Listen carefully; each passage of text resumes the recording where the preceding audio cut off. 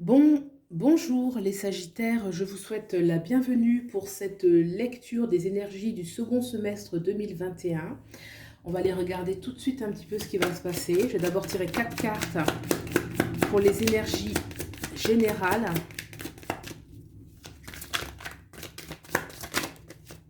Allez, les énergies générales pour les Sagittaires. Au-dessus, je vais demander les énergies sur le plan professionnel.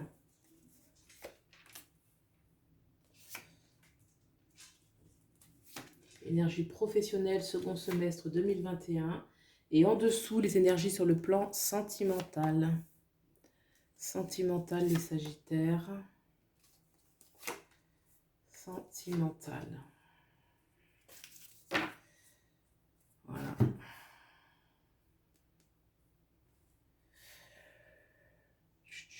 Donc c'est parti. Les énergies générales, on va commencer par celle-ci.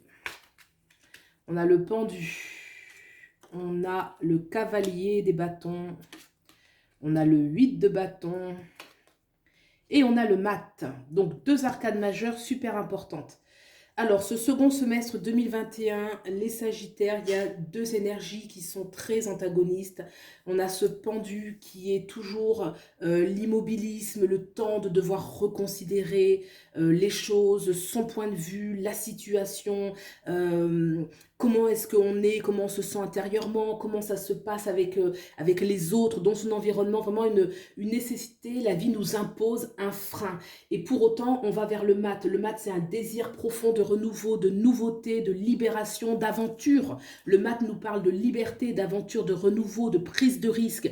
Il y a vraiment deux énergies comme ça antagonistes. Alors, est-ce qu'il y a une nécessité de remettre des choses en question? Est-ce qu'il y a des nécessités ou est-ce que c'est tout simplement l'énergie ambiante dans l'atmosphère qui, pour vous, est vécue tel le pendu, celui qui est immobile? En tout cas, on peut en tirer quand même un avantage, puisque le pendu, même s'il y a de l'immobilisme, il y a une capacité spirituelle avec cet arcane majeur où on peut quand même reconsidérer les choses et tirer avantage d'une situation qui au départ est bloquante et figeante pour aller se libérer. Et là, clairement, on voit qu'il se libère. Hein. Le mat, c'est celui qui va partir, qui va prendre son envol et qui va écouter un petit peu ses rêves. D'autant qu'on a le cavalier des bâtons, le 8 de bâton. Ça veut dire que là, on va bouger. Il y a quelque chose qui va aller vite. On va vraiment se battre, hein, le cavalier, il y a toujours une énergie où on fonce de fonceur, on va se battre pour ce que l'on souhaite, ce que l'on désire, ce que l'on veut. Est-ce qu'on veut se libérer? Est-ce qu'on veut conquérir quelque chose? En tout cas, il y a la notion vraiment de rapidité. On a, après ce pendu qui, lui, au contraire, fige le temps, on a ce cavalier des bâtons, le 8 de bâton, qui clairement, ce sont des énergies très rapides, de force intérieure, de capacité à bouger. Le 8 de bâton, ça peut être aussi des choses extérieures, des situations qui vont se retourner à notre avantage grâce à des communications, grâce à des échanges.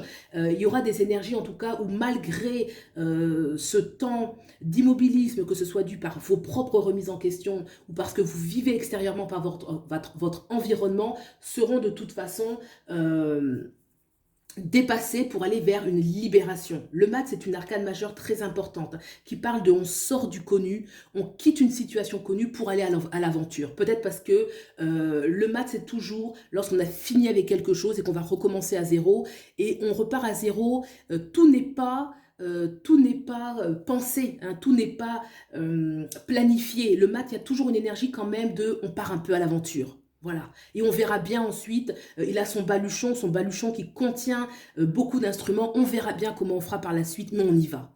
On regarde tout de suite l'énergie sur le plan professionnel. On a le 8 d'épée, d'accord.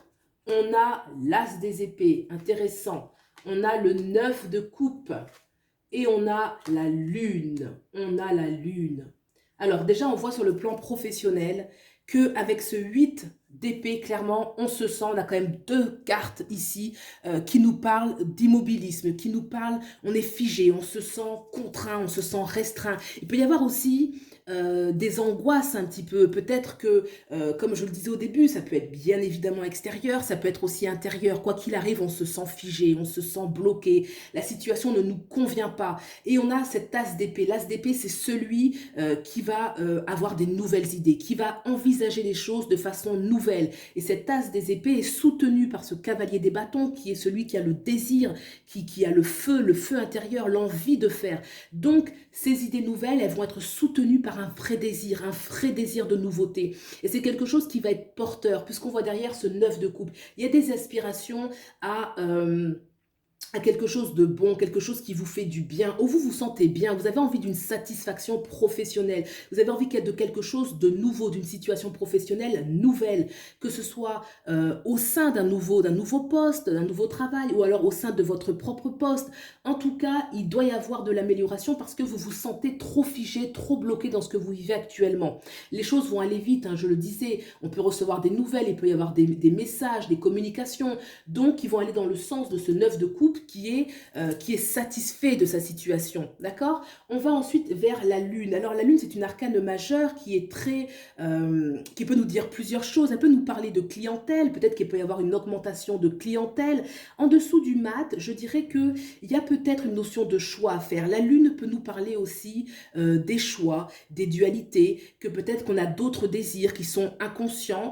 La lune nous parle aussi de l'inconscient, hein, donc on peut avoir d'autres désirs et qui montent un petit peu à la surface et qu'on a une notion de choix à faire sur le plan professionnel. On a le mat en dessous. Le mat, c'est celui qui va partir vers quelque chose de nouveau. Et s'il y a une dualité, vous devriez faire des choix nouveaux. Parce que le mat, il est très insouciant un peu dans son énergie. C'est celui qui, vous voyez d'ailleurs, on le voit en haut d'une falaise, non pas parce qu'il va se jeter dans le vide et tomber, mais en tout cas, il avance. Vous voyez, il ne voit pas forcément, le chemin n'est pas montré en fait. Hein. Le chemin, il va devoir le faire en cours de route. Donc, peut-être qu'au niveau professionnel, comme je le disais, ça peut parler de clientèle, de foule, mais peut-être qu'il y a des choix à faire, qu'il y a des choses nouvelles à entreprendre sur le plan professionnel et qui va vous apporter beaucoup plus de satisfaction. On va regarder maintenant les énergies dans le domaine sentimental. Et on a ce 7 de denier. On a ensuite ce roi des épées, le diable. Et on a tout de même le 3 d'épée. Alors, sur le plan sentimental, quand on voit toute cette verticalité ici, on voit quelqu'un qui fait un point, qui fait un petit peu le point dans sa situation. On a des choses sur le plan sentimental. Il y a un temps de récolte, mais pour autant, on reconsidère. Peut-être que ce que l'on vit actuellement ne satisfait pas pleinement. On voit clairement ce personnage qui regarde un petit peu ce qu'il a, remet un petit peu les choses en question. Est-ce que c'est vraiment ce que je veux? On se sent quand même bloqué sur le plan sentimental. Le roi des épées, c'est celui clairement qui va réfléchir. Il va réfléchir et dire, ok, maintenant, qu'est-ce que je dois faire? On va pas aller... C'est intéressant, hein, parce qu'il y avait quand même l'énergie du mat. Ok, on part vers du nouveau, mais vous avez le roi des épées. Le roi des épées, il fait pas n'importe quoi. Il réfléchit à 2 fois avant de faire quelque chose. Il décide un petit peu de l'orientation où va prendre sa vie. Il a envie d'avoir aussi... c'est pas qu'il a envie, c'est qu'il a de l'autorité. Il a de l'autorité. Sa parole compte. Sa stratégie compte. Et il va être un petit peu au service des vrais désirs du cavalier des bâtons. Donc ce roi des épées va reconsidérer les choses à la lumière un petit peu de ce qu'il souhaite. Le diable, c'est une énergie sexuelle importante, c'est une énergie de vie. C'est quelque chose qui montre qu'on a, on a quand même beaucoup, on a envie de vivre concrètement des situations charnel ou en tout cas matériel. Le plan sentimental, on n'a pas trop envie, en tout cas avec ces énergies-là, d'être que dans le romantisme. Il peut y avoir aussi des choses où on veut concrétiser la relation, on veut quelque chose de concret. Alors le diable à côté du 3 des épées, moi, je pense qu'il y a une invitation à faire attention.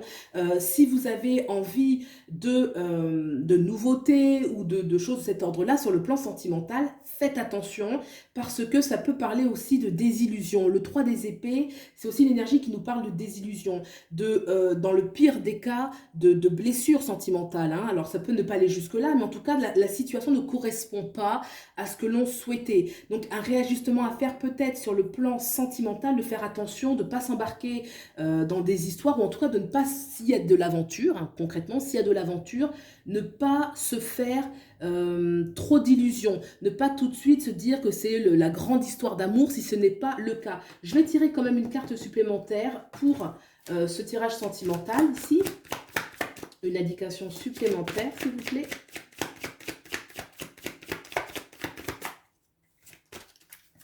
Allez, une indication supplémentaire. On a le chariot.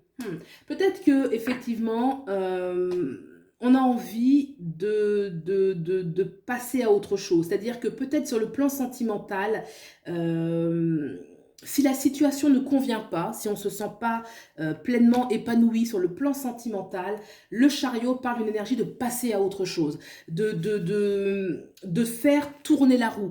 Ça peut être au sein d'une relation, c'est pas toujours facile, mais c'est possible, une relation qui se remet en question, qui prend de l'avant.